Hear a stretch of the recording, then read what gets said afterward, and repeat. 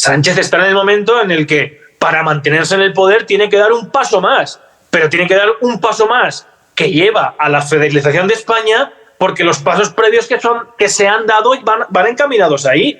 Si Pedro Sánchez hubiera sido presidente en los años 90, pues quizá en vez de haber hecho esto, hubiera hecho el pacto del Majestic que hizo el señor Aznar. O hubiera hecho, como el señor Zapatero, el tema del Estatuto de Autonomía. Es decir, desde que se confecciona el régimen del 78, que es un régimen oligárquico, bajo un régimen proporcional, ya desde entonces, incluso Gil Robles, es decir, hay muchas personas que advirtieron de la deriva que iba a llevar este sistema.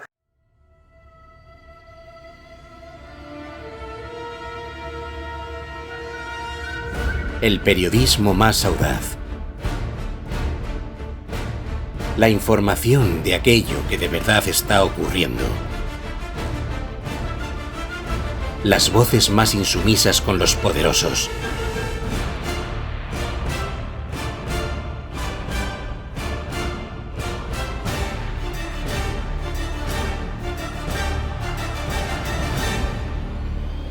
Periodismo de combate.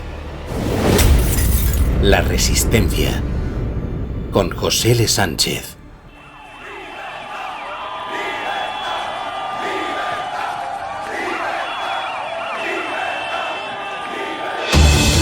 Querido oyente de La Resistencia con José L. Sánchez. En nombre de todo el equipo, os damos las gracias por vuestro apoyo en estos momentos tan decisivos. Podéis seguir ayudando con transferencias, PayPal, buymeacoffee.com y con la compra de cada camiseta de La Resistencia. Tenéis toda la información en la descripción de este capítulo y en nuestro canal de Telegram, @canal José L. Sánchez. Esto es Gracias y para vosotros. Bienvenido a La Resistencia.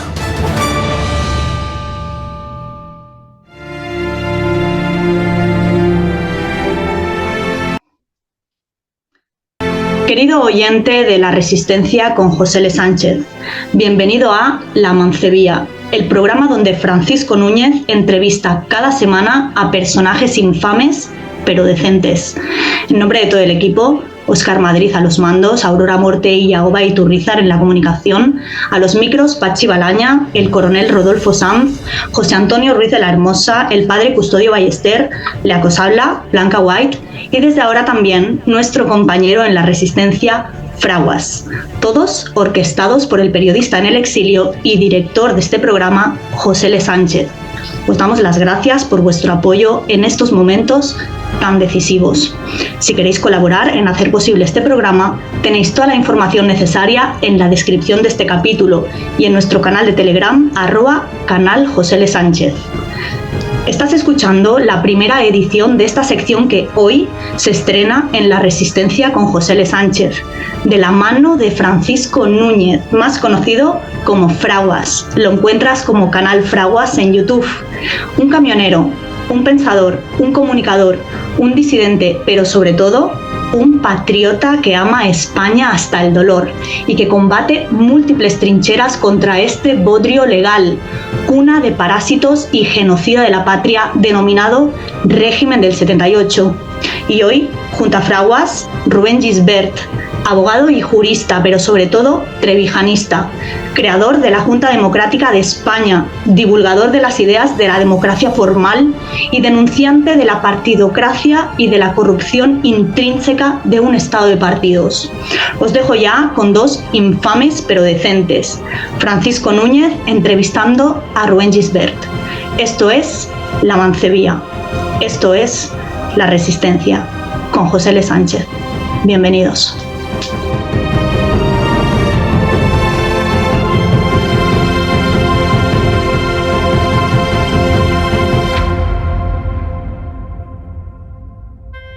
Se abren todo tipo de puertas diariamente.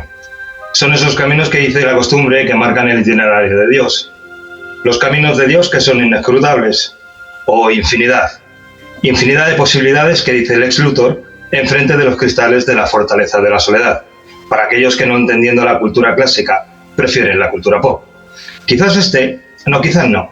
Este programa es otro de esos itinerarios, que aun teniendo el nombre de La Mancebía también es terreno de parada del mismo Todopoderoso, pues como es sabido, él está en todas partes. Así que seas infame o no, bienvenido a esta casa que es infame, pero decente. Soy Francisco Núñez Fraguas y estaré encantado de recibirte cada semana en la Mancebía de la Resistencia. Uno de esos infames pero decentes personajes que visitan esta Mancebía, pues se cree que las Mancebías no son casas de buenas personas, es Rubén Gisbert. En concreto, el primer invitado a esta singladura. Él firmará la primera hoja de un cuaderno de bitácora que persigue y escribe el camino a la libertad colectiva. Rubén guarda un mandato imperativo de la diosa Libertas y lo lleva en forma de mensaje. Es como si el mismo Prometeo le dijera al oído: escucha y toma nota, Rubén. Predica y grita a los cuatro vientos esto que la humanidad desconoce. Yo tengo el fuego, a ti te lo doy, préndetelo todo. Bienvenido, Rubén Gisbert. Muy buenas. Pues como te decía, este es el primer programa, la primera edición, te haremos casi padrino de ello y será un programa dedicado a la libertad colectiva y en principio nos enfrentamos a un público que desconoce lo que es la libertad colectiva. Como preludio te pediría que explicaras a la gente qué es la libertad colectiva. Bueno, la libertad colectiva en sí, el término más concreto es libertad política, que fue acuñado por el barón Secondán de Montesquieu, padre de la separación de poderes y del perspectivismo en ciencia política. Posteriormente, Antonio García Trevijano fue más preciso a la hora de definirlo como libertad política colectiva. Y la libertad política colectiva es, en definitiva, la capacidad o el poder del colectivo para darse a sí mismo unas reglas políticas y un ejercicio de la política. Es decir, para nombrar representantes en el caso de un régimen representativo que hagan las leyes que ellos quieren y las apliquen como ellos quieran. Y en caso de una democracia directa, como la de Pericles, aunque hoy en día sería algo anacrónico, pues directamente el ejercicio como tal, a través de la Bulé. Hemos empezado la introducción hablando del fuego de Prometeo. ¿Es don Antonio Trevijano Prometeo que te entrega un fuego que tienes que difundir?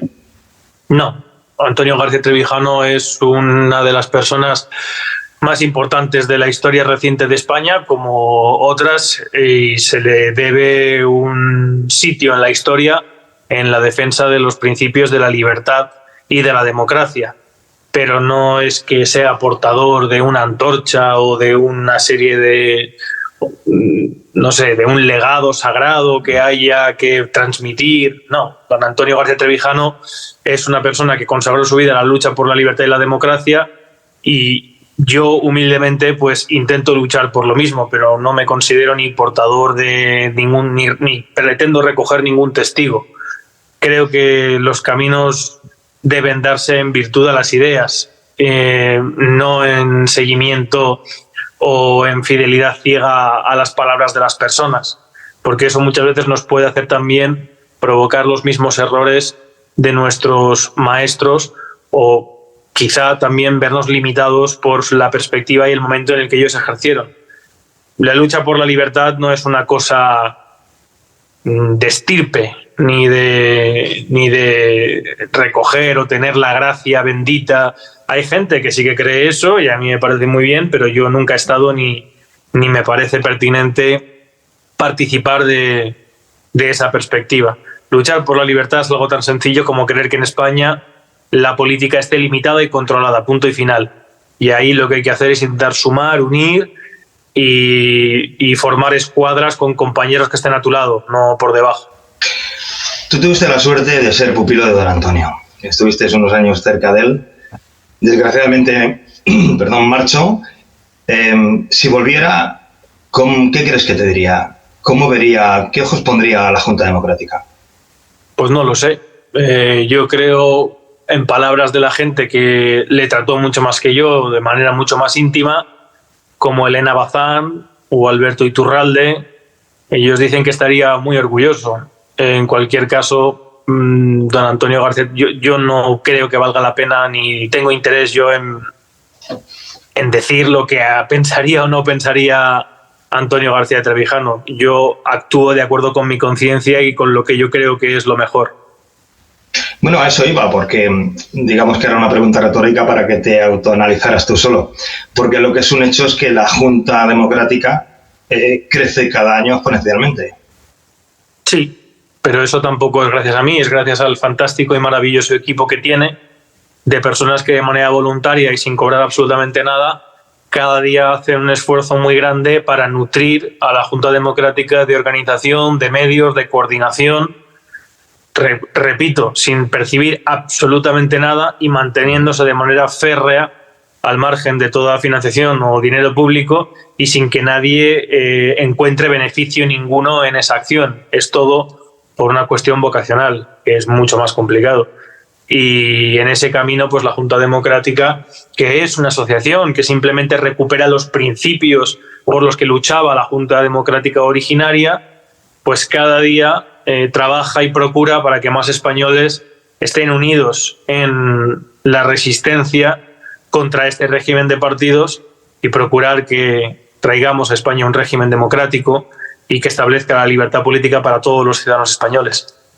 Bueno, lo que es un hecho es que don Antonio consiguió ciertos acólitos, pero tú has superado esa consecución con creces.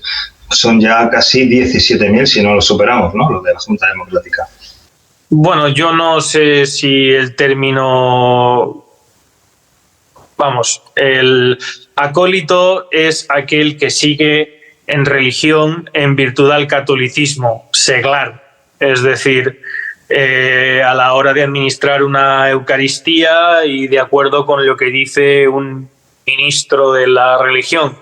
No creo que ese sea el término, aunque desgraciadamente, pero bueno, son cosas que prefiero no... yo no creo que los seguidores de don Antonio fueran acólitos. Creo que hay personas que sí que están interesadas en hacer de la figura de don Antonio una especie de pontífice y una religión, pero yo no, ya digo, ni participo ni tampoco quiero entrar en eso. Al final yo lo único que hago es difundir una serie de ideas que tampoco son propiedad de don Antonio. Don Antonio lo que sí que tiene es la honestidad y el reconocimiento de haber luchado toda su vida honestamente por esas ideas, que son las ideas de la libertad y la democracia, y yo humildemente pues intento hacer lo mismo a mi manera. Bueno, pues dejamos a don Antonio porque era imprescindible nombrar su figura por el fin que tiene este nuevo programa, La Mancebía, que es la libertad política colectiva, de enseñarla, difundirla. Y volviendo a la Junta Democrática, a tu creación, ¿crees que se está tomando conciencia del fraude del sistema de gobierno, de formato de Estado? Son dos cosas diferentes. El estado de partidos y la forma de gobierno oligárquica que tenemos, creo que no solamente ahora, sino que hace mucho tiempo que los ciudadanos, consciente o inconscientemente, conocen lo que hay. La corrupción intrínseca. Lo que pasa es que no conocen la alternativa. Es decir, igual que bajo Franco la única alternativa al franquismo era el comunismo, pues los ciudadanos españoles en su mayoría consideran que lo que hay es un régimen democrático y que los males que padecen son unos males endémicos de un régimen democrático. Falta mucha pedagogía, falta mucho trabajo para destruir ese dogma que se ha construido durante 45 años sobre un telón de mentiras, que es el trabajo que yo intento hacer al final, con mayor o menor acierto, pero al final de lo que se trata es de intentar que una masa crítica y preponderante tenga las nociones básicas de que los problemas que tenemos hoy en España son característicos e intrínsecos de una ausencia de límite y control al poder político. Son característicos de un tipo de régimen político que es el oligárquico y particularmente en la forma del estado de partidos, que es la monarquía de partidos que tenemos en España, en el régimen político que tenemos consagrado en el régimen del 78. Es decir, la gente percibe los males inherentes a este régimen, pero no sabe darse a sí mismo respuesta porque en la opinión pública la respuesta está vetada, ¿no? ¿Crees que se nota el cambio de semántica? ¿Crees que las nuevas palabras que salen a la sociedad civil, los términos de partidocracia, que haya mucha más gente sencilla que conozca los mecanismos de una democracia, ¿crees que se va notando y crees que va calando en cierta forma en la sociedad como para hacer un empuje a determinado cambio? Creo que sí. Lo que sucede es que, es innegable que en 3 años muchas más personas saben por qué hay corrupción, por qué no hay separación de poderes, que el elemento representativo en las elecciones está ausente y que es un elemento esencial tanto para corregir el caínismo y el auge de los nacionalismos como el propio control en el ejercicio del poder, en el ámbito presupuestario, en el ámbito de ejercicio de derechos, en el ámbito de aplicación de la ley, etcétera, etcétera. Eso cada vez más gente lo sabe. Lo que pasa es que lo saben a través de pequeñas gotitas, como es mi canal o como puede ser este altavoz, o pequeños o medianos divulgadores que pueden simpatizar más o menos con este compendio de ideas. Pero como digo, son gotitas todavía en un marasmo y en un lago de mentiras que es muy vasto y que es muy difícil de combatir, porque el discurso contrario todos los días, en todos los medios de comunicación, en todas las radios, en todas las televisiones, en todos los periódicos y desgraciadamente también en muchos ámbitos de la divulgación en Internet, es que esto es un régimen democrático, que solamente se puede aspirar a elegir lo mejor de lo peor. Es decir, los mismos dogmas que se llevan repitiendo y los mismos tópicos durante 45 años. Lo que quiero decir con esto al final es que queda mucho trabajo por hacer y que, por suerte, pues cada vez se amplía más el foro crítico que extiende estas ideas y que desde luego necesita que sea todavía más... en fin, yo cada día trabajo y me preocupo en intentar ampliar al máximo la exposición de este contenido, de estas ideas. Pero también soy consciente que no depende de mí, porque al final yo soy una persona que podré caer más simpático o antipático a cada uno y por lo tanto es muy importante que haya una multiplicidad de diferentes voces y de diferentes personas que lleguen a diferentes segmentos de la sociedad y a diferentes ámbitos ideológicos y a varios segmentos para que el mensaje se convierta en hegemónico, que es la finalidad, ¿no? Para poder impulsar un cambio consciente que nos lleve de verdad a algo positivo, porque un cambio puede ser a mejor, pero también puede ser a peor. Lo fundamental para ello es concienciar a la masa crítica, no por reacción, no por indignación, sino por convicción. Es decir, la gente tiene que moverse no porque les disgusta lo que hay, sino porque lo que hay no es lo que ellos quieren y tienen que actuar movidos por lo que ellos quieren. Eso es lo complicado, eso es lo difícil. Ahora ya no como presidente de la Junta Democrática, sino a Rubén Gisbert, como pensamiento personal, ¿te conformarías con un cambio de ley electoral y con el fin a las subvenciones de partidos y sindicatos? ¿Solamente con eso? No es que no me conformaría, sino que vamos a ver. Para cambiar la ley electoral hay que cambiar el 68.3 de la Constitución, que es quien la impone. La ley electoral es un mero desarrollo de algo que está fijado y atornillado voluntariamente en la llamada Constitución, en la ley fundamental del 78, que es el régimen proporcional. Habría que modificar la Constitución para establecer o bien un sistema mayoritario o bien, de lo que yo soy partidario, y desde luego en un texto constitucional no se debe fijar un sistema electoral, sino que tiene que ser después a nivel legislativo el que lo implemente de acuerdo con las circunstancias de cada caso, ¿no? Como también defendía don Antonio García Trevijano. Así que habría que hacer una modificación constitucional sí o sí. El tema es que una reforma constitucional, yo empiezo a plantearme que podría ser un buen pistoletazo de salida, y también lo creía en ciertos momentos Antonio García Trevijano, aunque en sus últimos años en absoluto, ¿no? Es muy complicado porque al final la ley de hierro de las oligarquías opera de una manera en la que es muy, muy difícil. Tendrían que darse una serie de confluencias, sobre todo a nivel económico, en el ámbito civil, para poder competir en igualdad de condiciones con el resto de partidos, muy complicadas, y tendría que haber un altruismo por parte de un grupo, no solamente de una persona, sino de un grupo de personas que estuvieran muy convencidas y estuvieran alineadas bajo unos mismos puntos de manera muy concreta. Eso es muy, muy, muy, muy complicado. Es mucho más fácil impulsar una ruptura civil por convicción a través de una organización civil. Lo que sucede es que yo empiezo a plantearme que quizás si no sería más pertinente apoyar una doble vía.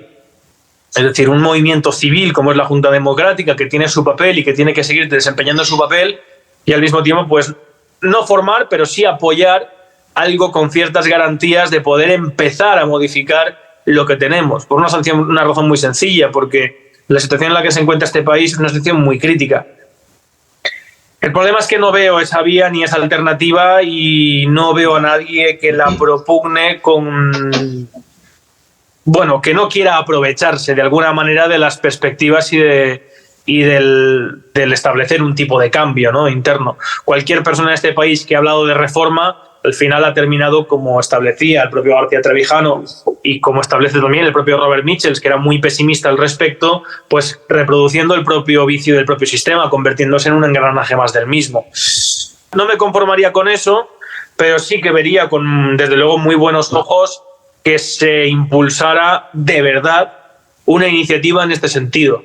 Pero una iniciativa en este sentido, para que sea creíble, debe nacer y debe mantenerse al margen de todo beneficio y de toda prebenda del Estado. No solamente de la financiación, sino de los aforamientos, de los asesores, etcétera, etcétera. Es decir, estamos hablando de un partido político. Te lo digo porque te has adelantado la pregunta, me parece estupendo que sea así, porque en noviembre me parece que fue las primeras declaraciones que tú hablaste de la reforma y le temblaron las piernas al 90% de los asociados de la Junta Democrática. En esto que estabas hablando, que te has explicado estupendamente, estás hablando de un partido político que no cogiera subvenciones y que no exigiera aforamientos. Es decir, usar el Parlamento tal y como está constituido hoy para hacer la reforma del Estado. No, tal y como está constituido hoy, no, en absoluto.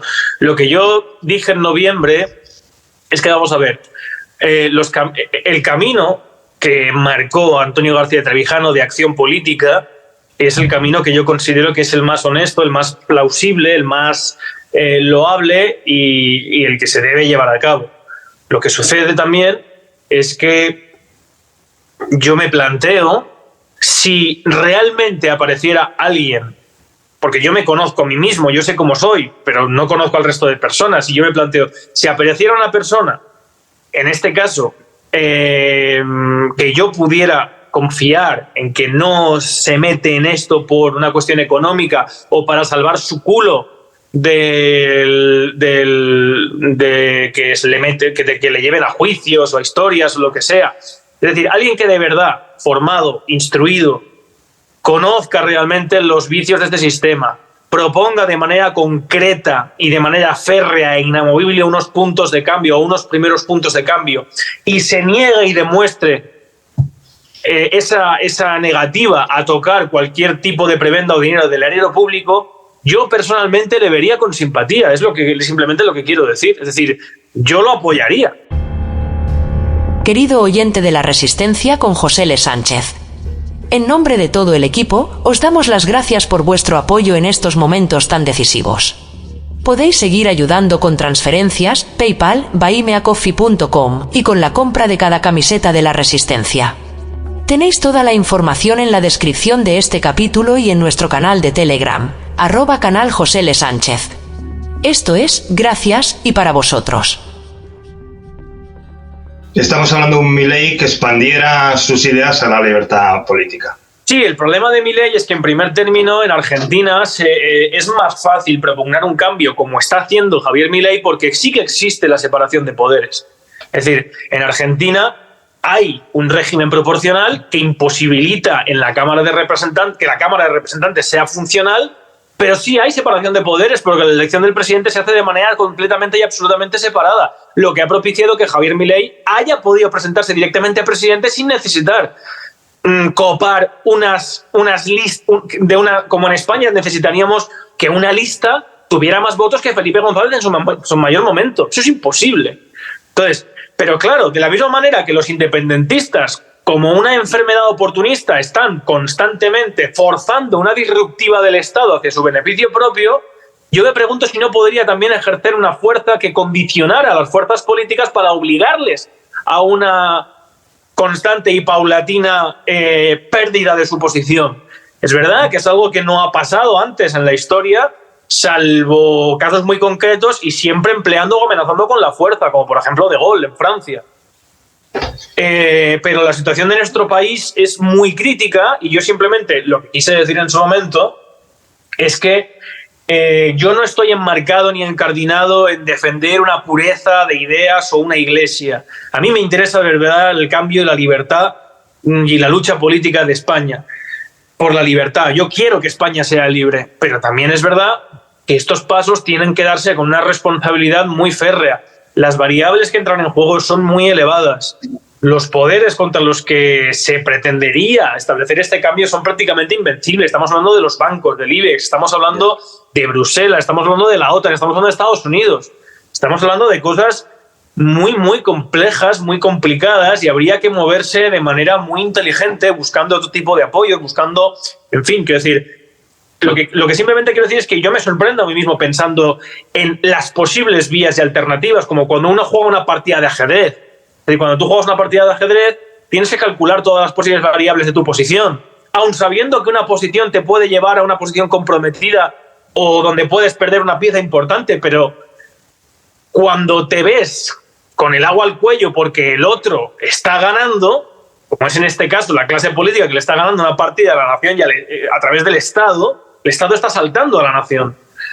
Pues entonces tienes que poner a funcionar tu cabeza de manera mucho más profunda y de manera mucho más original. ¿Qué ha supuesto noviembre para la Junta Democrática?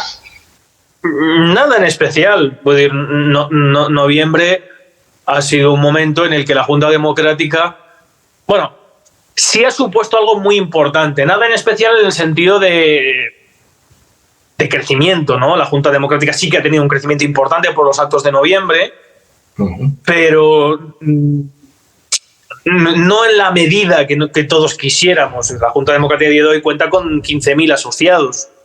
Tenemos más delegaciones, tenemos más gente, más medios, pero sigue siendo insuficiente. Sigue siendo insuficiente no a nivel total, sino a nivel de crecimiento. Pero sí que ha demostrado algo muy importante. La Junta Democrática, ante el Congreso de los Diputados, dio una lección histórica. Nunca en España se había organizado y desarrollado unas jornadas, pero en particular el día 12, en la cual tantas personas de manera responsable, sosegada, actuando de manera unitaria en un punto clave político de nuestro país, enfrentándose a un poder político como rige en este país, carente de toda legitimidad, carente de toda autoridad, simplemente apoyándose en la ley, en la potestas, y haciéndolo de manera responsable y por unos principios que son lícitos, por unos puntos, una serie de elementos que cualquier persona que leyera ese manifiesto no puede estar de acuerdo si es amante de la libertad y de la democracia, por supuesto, obviamente. Eso creo que sí que fue un punto muy importante. Creo que eso es histórico en este país, es histórico. O sea, ni siquiera la transición se llegó a actuar de esa manera. Y eso se ha podido llevar a cabo gracias a un crecimiento, gracias a una convicción, gracias a una organización, gracias a una disciplina que es fundamental y clave, y a una serie de elementos por los cuales trabajamos día a día, ¿no? Es cierto que es un hito. Fuimos todos protagonistas en cada uno en nuestra medida en ese mes. Y nos juntamos con otro hito, con otros protagonistas de la sociedad civil, que fue la plataforma para la defensa del sector del transporte. ¿Qué ha pasado entre la Junta Democrática y la plataforma del transporte, Rubén? Bueno, yo le he manifestado ya. No he querido entrar en más historias porque al final uno tiene que saber. Hay veces que uno se ve obligado a dar explicaciones. Y las circunstancias actuales con el tema de los agricultores obligaban a la Junta Democrática y a mí como presidente a dar explicaciones, y de la manera más rápida y que pudiera llegar al máximo número de personas posible. Pero tampoco he querido entrar a, digamos, pues el salseo que llevaría este me dijo de esta manera, tal, no sé cuántos, ¿no? Pero en definitiva, pues... Te lo digo porque Manuel Hernández es muy común en él escuchar hablar de honor y de lealtad. ¿Crees que ha sido honorable y ha sido leal? No, conmigo no, desde luego. Y con la Junta Democrática tampoco. Porque cuando... Vamos, yo tampoco quiero... En fin. Cuando la plataforma del transporte consiguió paralizar al margen de los sindicatos el país, pues recibió mi apoyo, recibió el apoyo de la Junta Democrática sin ningún tipo de... Es decir, sin nada más que el reconocimiento de haberlo hecho al margen de los partidos, pero también con la advertencia de que se iba a procurar que se les apaciguara con una prebenda, ¿no? Y así fue. Cuando esto pasó, pues la plataforma de transporte quedó, digamos, sin altavoz y sin interés. Y entonces fue cuando su presidente, entonces Manuel Hernández, pues se interesó por nosotros, porque nosotros tenemos una infraestructura, tenemos una organización, tenemos más o menos, pero un altavoz y una presencia, y entonces pues quiso contar conmigo y quiso contar con la Junta Democrática para organizar algo que es lo que en principio iba a pasar, o lo que pasó después en febrero, ¿no? En ese camino, en noviembre, la Junta Democrática tuvo los actos que tuvo y pidió apoyo a la plataforma de transporte, y bueno, pues ahí, por lo que parece y por la información que a mí me ha llegado por diferentes personas, pues Manuel Hernández se dejó seducir por una serie de personas que le prometieron una serie de aspectos a cambio de que se diluyera un poco el tema de la Junta Democrática y sobre todo mi persona no apareciera. Y ahora recientemente con lo que ha pasado pues también. Yo le mandé un último mensaje a Manuel Hernández, que de hecho publiqué pero enseguida borré porque es que considero algo que es algo innecesario, en el cual le decía simplemente pues que sus acciones estaban llevando a la plataforma del transporte a una situación muy crítica, que lo lamentaba mucho por sus miembros, que él sabría lo que hacía, pero que desde luego lo que estaba haciendo no era en absoluto inteligente y que era algo muy a corto plazo, alimentando una serie de consignas, de premisas que no iban a llegar a ningún sitio. Y desgraciadamente pues no me equivoqué, ojalá me hubiera equivocado, ¿no? Pero no me equivoqué. Le deseo lo mejor a Manuel Hernández y a la plataforma de transporte, pero hay un punto en el que precisamente por lo que hemos empezado diciendo, cuando uno quiere luchar por algo que le trascienda, como es la libertad y la democracia en España, cuando uno quiere aportar su granito de arena a algo que es mucho más grande e importante que él y que compete a todo un país y que además ha llevado muchos años de sacrificio, de estudio, de trabajo muy duro, pues no se puede dejar llevar de manera inmediata porque de repente se aparezca una oportunidad, ¿no? Es cuanto más frío tiene que ser y tiene que examinar realmente lo que está pasando. Y ahí pues yo, porque yo no tomé la decisión, la tomó la directiva de la asociación, creo que de la Junta Democrática, quiero decir, tomó la decisión correcta. Y hemos apoyado a los transportistas y lo seguimos haciendo, como en Galicia, cuando sus pretensiones, pues, digamos, van dirigidas a atajar el problema de raíz y no simplemente a pedir pues pan para hoy y hambre para mañana.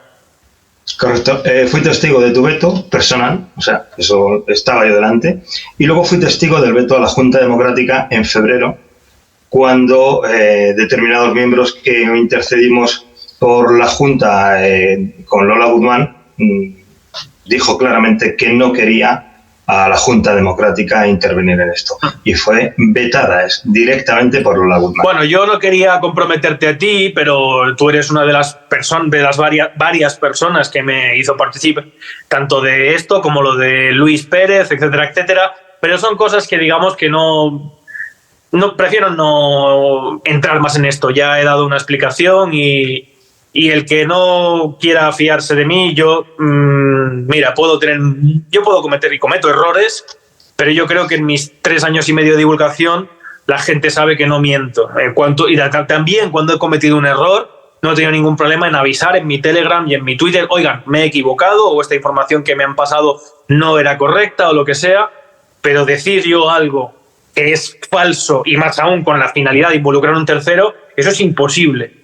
Entonces yo, el que quiera creerlo bien, el que no, si alguien intenta atacarme, pues me veré obligado a responder, como me he visto obligado en el pasado con otras personas, para su desgracia, y simplemente pues decirle a la gente que no hay que enroscarse en estas cosas, hay que seguir adelante, hay que quedarse con lo positivo, hay que aprender de lo malo, de lo que se haya hecho mal, y en nuestro caso, lo que sí que le diría, en este caso solamente a los asociados de la Junta Democrática, es que esto demuestra, por lo menos tengan en cuenta, que la directiva de la Junta Democrática vela en todo momento por los intereses de la Junta Democrática y que las decisiones que toma, como han pasado en este caso, pues han sido acertadas para preservar el buen nombre de la Junta Democrática. Pues fui testigo de esos acontecimientos y puedo decir que no encontré altura política ni en el sector primario ni en el transporte. Me defraudó bastante la compostura del liderazgo del sector, de la plataforma del sector del transporte. Y sí puedo decirte, Rubén, que en ningún momento te saliste de tu papel de presidente y que te tengo que dar la enhorabuena y que en ese sentido la Junta Democrática ha dado una lección.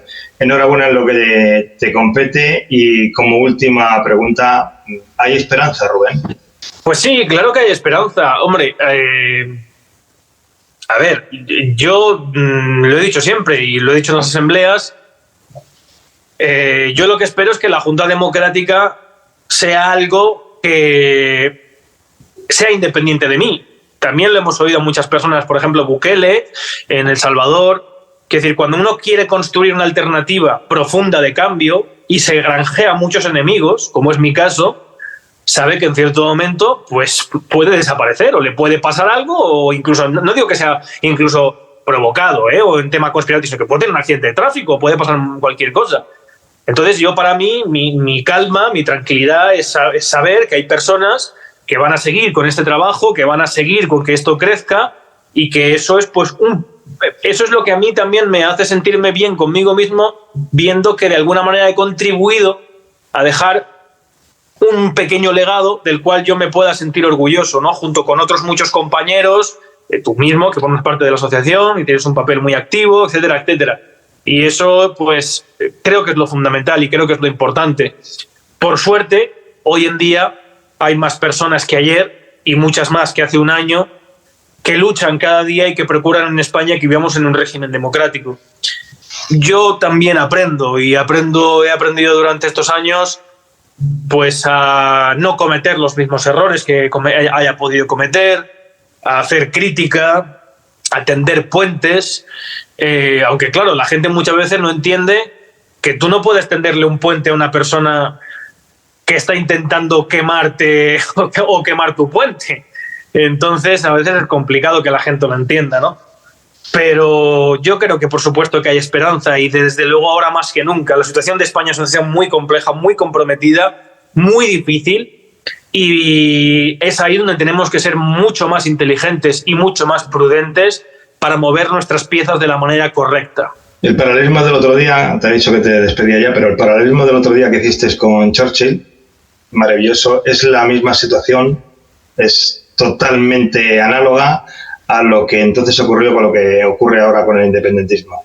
Yo creo que sí, porque al final la debilidad de Chamberlain y la corrupción de Chamberlain de no defender unos principios, unos ideales y ante todo buscar, ¿no?, el apaciguamiento en todo caso con tal de mantener su posición, porque eso es lo que mantenía su posición como primer ministro, es lo mismo que está haciendo no solamente Sánchez, sino todos los presidentes que hemos tenido en España. Todos los presidentes que hemos tenido en España han construido esta situación. Sánchez está en el momento en el que para mantenerse en el poder tiene que dar un paso más, pero tiene que dar un paso más que lleva a la federalización de España porque los pasos previos que se han dado van encaminados ahí. Si Pedro Sánchez hubiera sido presidente en los años 90, pues quizá en vez de haber hecho esto, hubiera hecho el pacto del Majestic que hizo el señor Aznar. O hubiera hecho como el señor Zapatero el tema del Estatuto de Autonomía. Es decir, desde que se confecciona el régimen del 78, que es un régimen oligárquico, bajo un régimen proporcional, ya desde entonces, incluso Gil Robles, es decir, hay muchas personas que advirtieron de la deriva que iba a llevar este sistema, que era una deriva federalizante, donde los rescoldos del franquismo encontraron su medio de vida en el regionalismo, el nacionalismo español identitario bajo unas premisas de familia, de religión, de asociación, pasó a unas premisas identitarias regionales. Es la evolución del franquismo puro la que se ha encastrado dentro del regionalismo en Galicia, en el País Vasco, en Cataluña, incluso en Andalucía, etcétera, etcétera.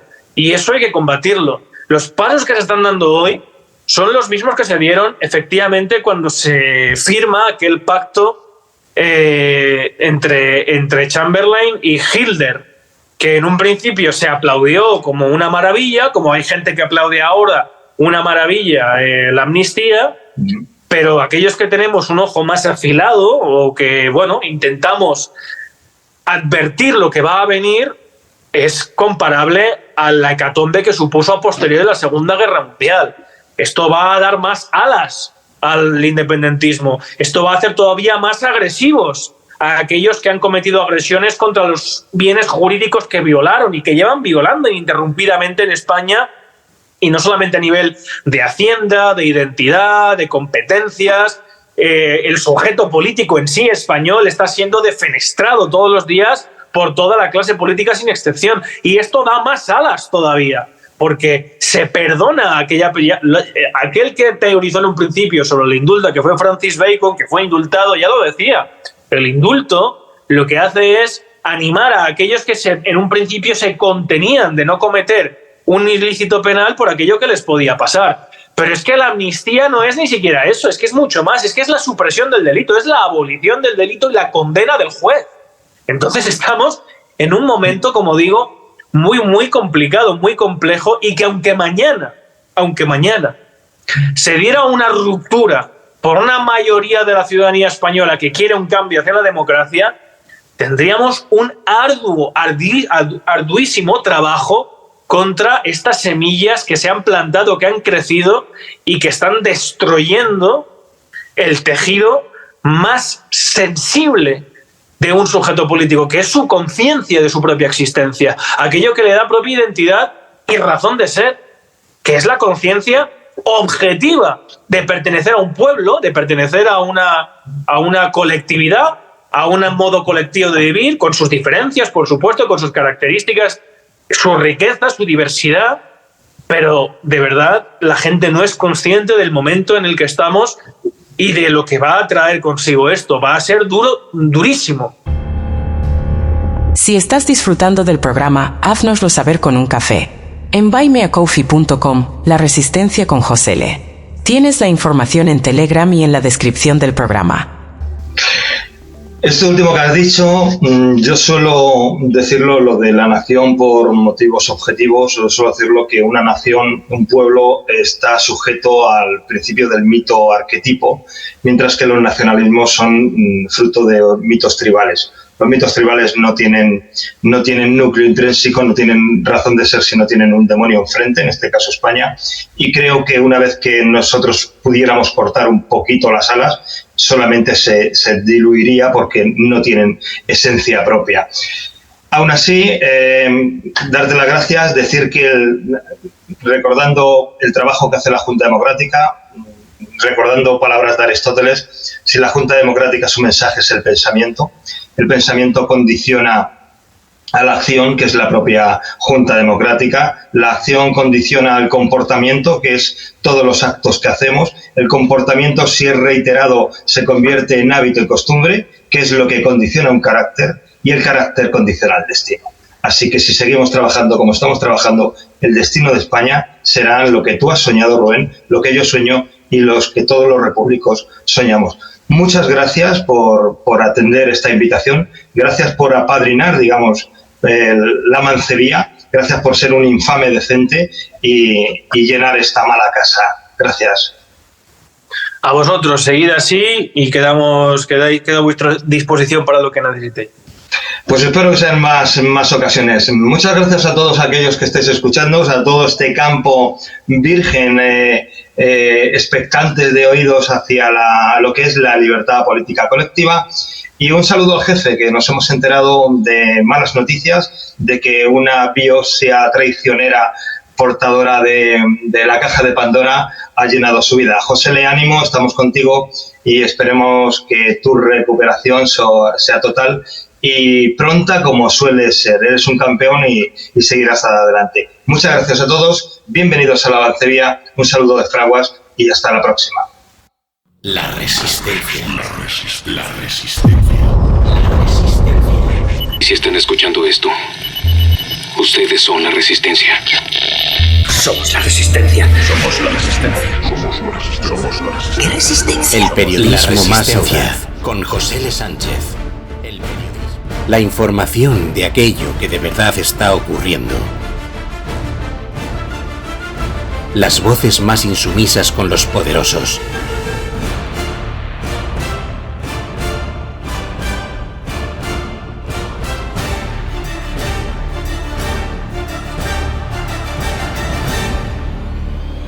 Periodismo de combate. La Resistencia. Con José L. Sánchez.